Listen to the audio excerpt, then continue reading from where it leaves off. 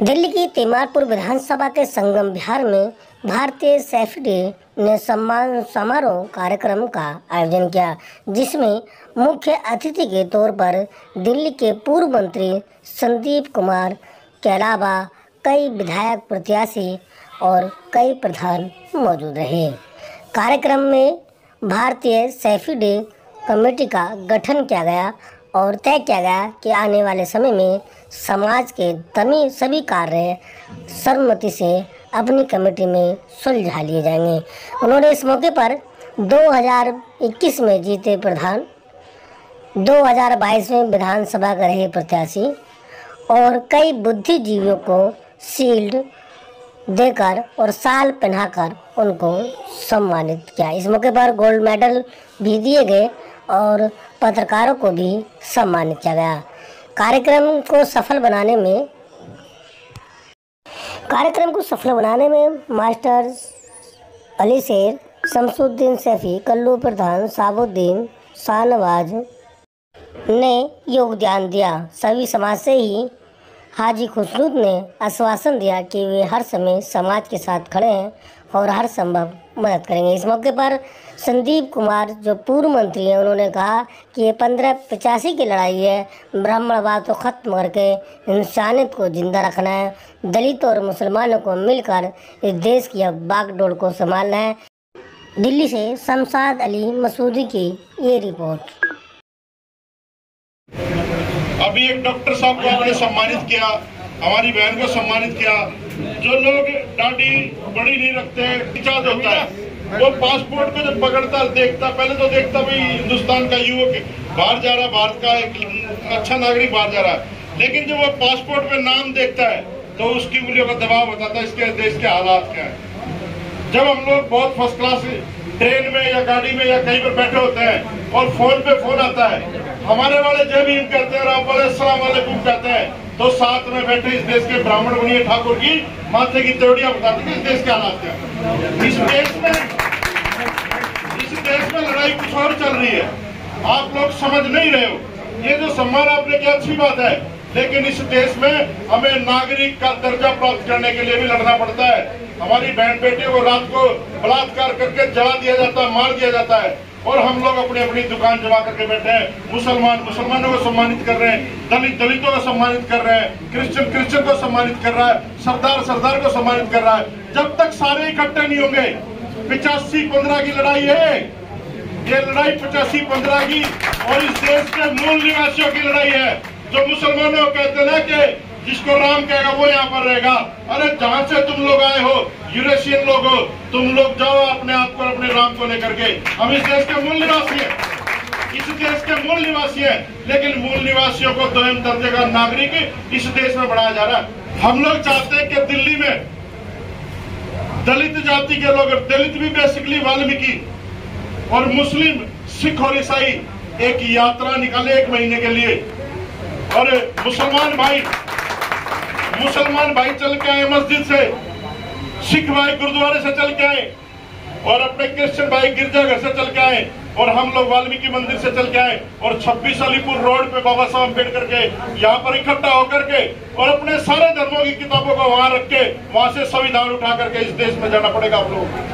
अगर आपके धर्म को आपको कोई बता सकता है तो इस देश का संविधान है, जिससे मनुवादी ब्राह्मणवादी लोग डरते हैं। ये किसी भगवान से, किसी अल्लाह से, किसी मसीह से या किसी से नहीं डरते।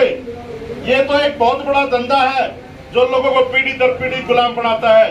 ठीक है, आस्था हमारा व्यक्तिगत मसला है, हम घर में बैठ के अल्लाह को पूजे, राम को पूजे, जिस मर्जी को पूजे, आपका व्यक्तिगत मसला है। लेकिन चौराहे पे खड़े होकर आप लोग जय श्री राम नहीं बुलवा सकते। चौराहे पे खड़े होकर आपको किसी को जबरदस्ती आप अल्लाह अकबर नहीं कहलवा सकते, वो उनका व्यक्तिगत मसला, आप जिस मर्जी को मानो। और ये बात भी हम इसलिए मानते हैं क्योंकि लोग बाबा साहब अम्बेडकर ने संविधान में लिखी है कि ये देश धर्मनिरपेक्ष देश है। लेकिन बाबा साहब अम्बेडकर की 22 प्रतिज्ञाओं में ये पहली प्रतिज्ञा है कि मैं ब्रह्मा विष्णु महेश को नहीं मानता। हम लोग जो एक हुनर है सैफी समाज को जो मिला हुआ है, ये अल्हम्दुलिल्लाह ये कुदरती तोहफा है हमारे लिए। ये आज से नहीं, नबियों के वक्त से हमारे पास ये तोहफा है। इसको समझ करके इसकी अहमियत को समझें और इसको छोटा नहीं तब्दील में लेकर आए, इसको इंडस्ट्रीज में बदल दीजिए। दूसरी सबसे अहम चीज ये है कि हम अपने बच्चों को तालीम दें, तभी हम लोग इसको कामयाबी की तरफ ले जा सकते हैं। जिस तरह से आज अल्हम्दुलिल्लाह हमारा सैफी समाज तरक्की कर रहा है, उस सब के लिए मैं आप सबको मुबारकबाद देता हूँ।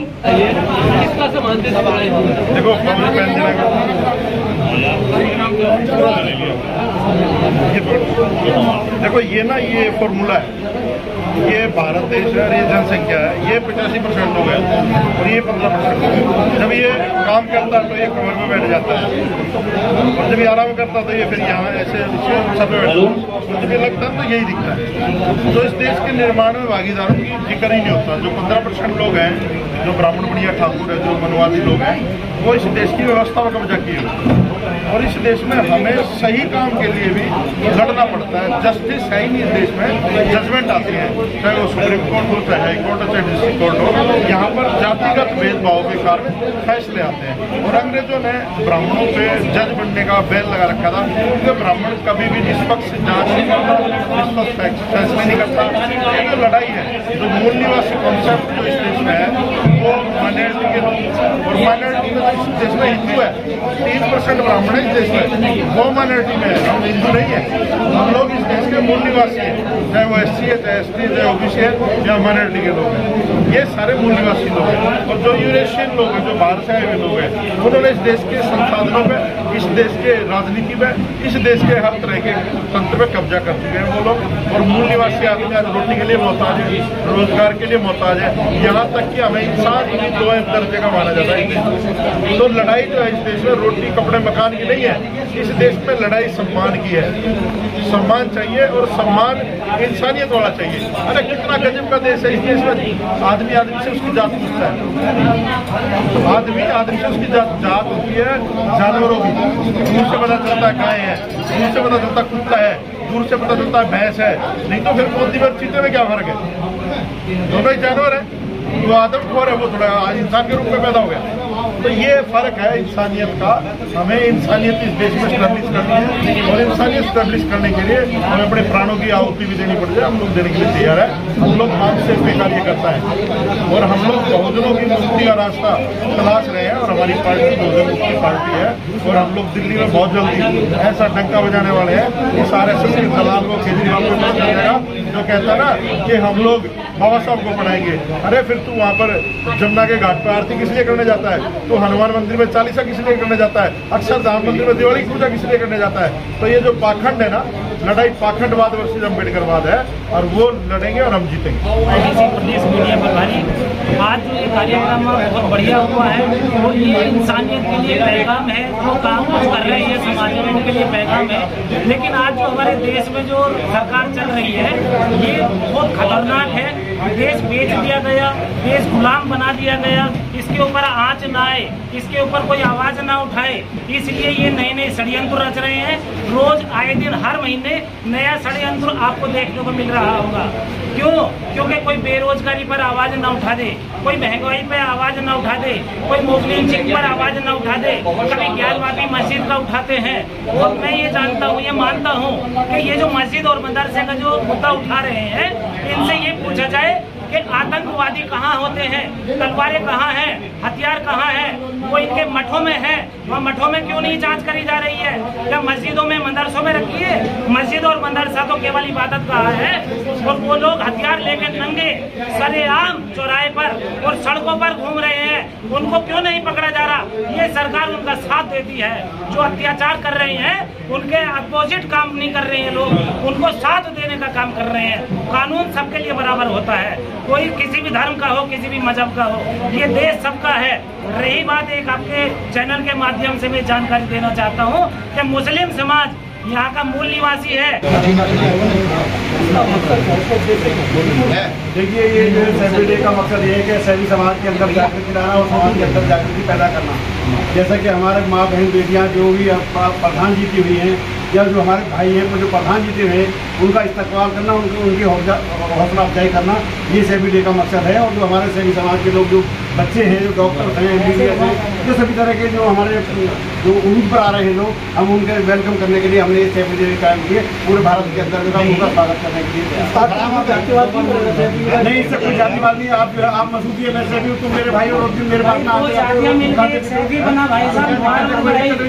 ये मेरे भाई है, ये आप मेरे भाई हो, ये मेरे भाई हैं, और ये मेरे मंत्री जी खड़े, ये मेरे भाई हैं। ये क्या है?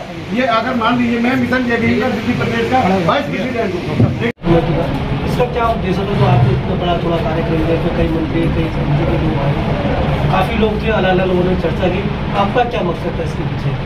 देखिए, पहले तो सबको मैं मुबारकबाद दूंगा, क्योंकि इसका मेन एजेंडा था कि हाजियों का इस्तेमाल, और जितने भी उत्तर प्रदेश और दूसरे अदर डिस्ट्रिक्ट्स में हमारे प्रधान नियुक्त हुए हैं, जो बने हैं, जो जनता ने उनको चुनाव देके जिताया है, ये हमारा एजेंडा था। और दूसरी बात है, दर्पण बुक का जो था हिजरा भी था, ये कुछ 4-5 एजेंडा।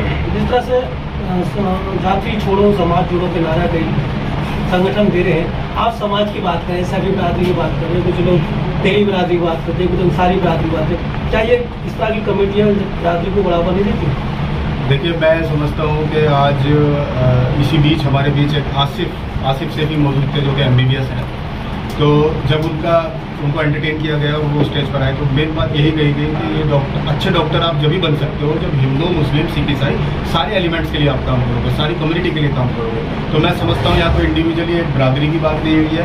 हाँ, ये हमारी एसोसिएशन है, इससे एसोसिएट लोग होते हैं, लेकिन ऐसा नहीं है हम पूरे सर्व समाज के लिए काम करेंगे और इंशाल्लाह पूरे देश के लिए काम करेंगे। जिस तरह से पूरे देश में नफरत का माहौल है और खासकर युवा उसमें कहीं ना कहीं जगह ले रहे हैं सोशल मीडिया की जगह से, तो क्या संदेश दें कि जो नफरत है वो कम किया जाए, इस तरह के स्टैंड लगाया जाए? देखिए, मेरा तो ये मानना है कि वीडियो एडिटिंग भी बहुत चल रही है आजकल, झूठ कुछ भी बना के आप भेज सकते हैं, लेकिन मैं समझता हूँ प्रैक्टिकली आप उसे देखिए। और इसी बीच में एक पत्रकार आपकी भी तारीफ करूंगा और रवीश कुमार जी की भी तारीफ करूंगा, जो प्रैक्टिकली लाइव जाके उन चीज़ों को वेरीफाई करते हैं। ऐसे पत्रकारों को मैं सलाम करता हूं। दूसरी चीज़ है, हमारे जो यूथ है, यंग है, उनको भी ये चीज़ देखनी चाहिए। अगर कहीं कोई वाकया हुआ है, कोई दूसरा है, तो प्रैक्टिकली वो विजिट करके वहाँ देखे, तब आपको पता चलेगा एग्जैक्टली हुआ क्या है। तो यही चीज़ मैं चाहूँगा, और इस नफरत को ख़त्म करने के लिए हम इस तरह के प्रोग्राम करते हैं, एक जोड़ पैदा होता है। और देखिए, इस प्रोग्राम का मेन मकसद ये है कि बुराई के रास्ते को छोड़िए और अच्छाई की तरफ। थैंक यू जी, नमस्कार, अस्सलाम वालेकुम। मेरा नाम रुखसाना खातून है और मैं द्वारका विधानसभा से हूँ। सारा जी, आज ये कार्यक्रम था, जिस तरह का कार्यक्रम में कई समाज के लोग थे, कई बिरादरी के लोग थे, तो इससे आपको कैसा महसूस हो? यहाँ के मुझे बहुत अच्छा लगा और सब इसीलिए यहाँ पर सम्मानित किया गया। सबसे अच्छी बात ये है कि सैफी समाज माशाल्लाह बहुत अच्छा है, और हम तो यही चाहते हैं कि हम सब एक, ये जो जातिवाद है ना आजकल, जो एक बहुत बड़ा मुद्दा है, ये बहुत बड़ी परेशानी है। हम सब एक हैं, एक और एकता के लिए हम काम करना चाहते हैं, पूरे देश के लिए काम करना चाहते हैं। कुछ लोग जो है अफवाह फैला के हमें बदनाम करते हैं। देखिए, मैं एक संस्था चलाती हूँ जिसका से महिला बाल विकास सुरक्षा एवं शिक्षा समिति। इसके सारे जितने भी नियम हैं उन महिलाओं पे, जो पीड़ित महिलाएं हैं, जो बुजुर्ग हैं, जो बच्चे हैं, जो शिक्षित नहीं हैं, एजुकेशन के लिए और उनकी गरीबी दूर करने के लिए हम लोग काम करते हैं।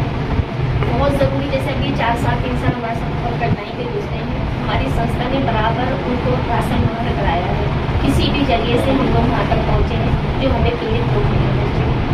अच्छा, नहीं लगता कि जिस तरह से महिलाओं को अधिकार मिले हैं संविधान के दायरे में, और जिस तरह से अधिकारों की बात हुई है, उससे कहने के उसके बावजूद उसी तेजी रफ्तार के साथ में जो शोषण महिलाओं का बढ़ा है, इसको जिम्मेदार मानते हैं? सर देखिए, सेंटर में जो बैठी सरकार है ना, ये है, क्योंकि जब से हमने होश संभाला है, हम तो यही देख रहे हैं कि महिलाओं को का सम्मान मिलना चाहिए, वो मिलता नहीं है। और ये सम्मान की बात करते रहते हैं, बेटी पढ़ाओ, बेटी बचाओ। जब बेटी बचेगी तो पढ़ेगी कहाँ से?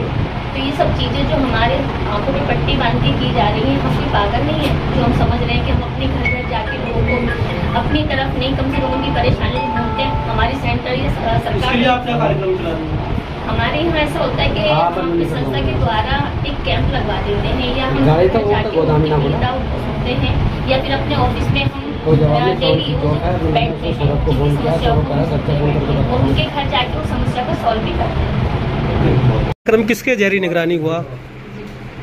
ये जेरे निगरानी तो एक टीम बनी हुई है पूरी, जिसका नाम है भारतीय सैफी डे कमेटी, लेकिन उसके मुख्य स्तंभ जो है आली जनाब कल्लू खां प्रधान जी दिल्ली से, जो राष्ट्रीय कन्वीनर है, सरवर आलम एडवोकेट साहब जो खतौली से उत्तर प्रदेश के कन्वीनर हैं, और इरफान राही जो दिल्ली स्टेट दिल्ली के कन्वीनर हैं, और मैं उनके साथ कमेटी में तो नहीं हूँ किसी भी पद पर, मगर मेरी किताब का उन्होंने अपने यहाँ इजरा करने की मुझे इजाज़त दी।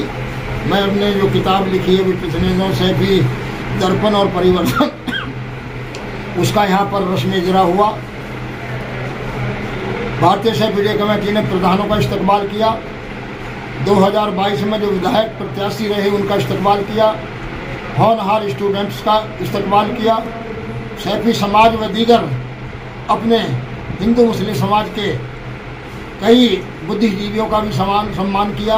हमारे बीच में दसियों पत्रकार आप जैसी हस्ती आए और उन्होंने इसको जो है और शोभनीय बना दिया है, क्योंकि उन्होंने बहुत सारे लोगों की बातें सुनी है और उस बात को आगे वो फैलाएंगे भी, ऐसी मुझे। समाज के लिए क्या अपील करेंगे, खासकर नौजवान बच्चों के लिए? नौजवान बच्चों के लिए अपील ये करेंगे कि वो नशाखोरी से दूर रहें, तालीम को हासिल करें। अगर वो मुसलमान हैं कुरान को तो जरूर पढ़ें, लेकिन हिंदी, इंग्लिश, उर्दू और साइंस को भी पढ़ें, क्योंकि बगैर दुनियावी तालीम के हम तरक्की नहीं कर सकते। हालांकि अभी जो पीछे नेट वाली परीक्षा हुई है, इसमें 120 मुस्लिम वो बच्चे आए हैं जो मदरसा में पढ़ रहे थे। परीक्षा चाहेंगे दर्शकों के लिए?